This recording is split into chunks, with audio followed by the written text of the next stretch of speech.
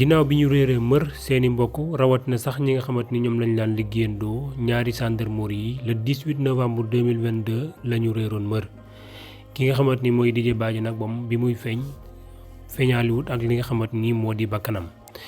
waaye si noonee la ñi nga xamante ni ñoo état bu Sénégal nee nañu ubbi nañ ci ab l'enquête buñ sukkandikoo si ki nga xamante ni mooy ministre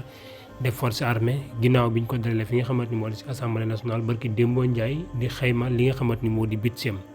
moom moomee nag ne ubbi nañ ab enquête si li nga xamante ni moo di mbir moomee naka la ñu def ba dem ak fan la ñu faatoo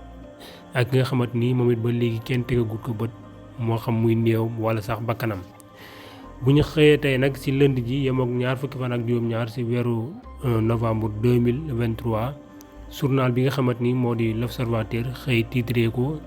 nekk ki nga xamante ni moo di Didier Badji daal jamono ji ay doomam wala sax famem ay jafe-jafe la ñuy dund rawatina lu jëm si wàllum finance ndax ñoom ñooñee kat koppoor yi nga xamante ni moo daan jógee si compte bancaire ki nga xamante ni moo di Didier Badji kat xaalis boobee mënatuñ say jot léegi ba tax na sax ñi nga xamante ni ñoo di ay doomam jamono ji lu métti la ñuy dund ndax nag sax njàng bi nga xamante moom lañ doon jàng sax mën nañ ne léegi dafa arrêté ndax li nga xamante ni moo di problème mu xaalis bu métti bu ñuy dund ñoom famille bi nga xamante ni ñooy famille Didier Badji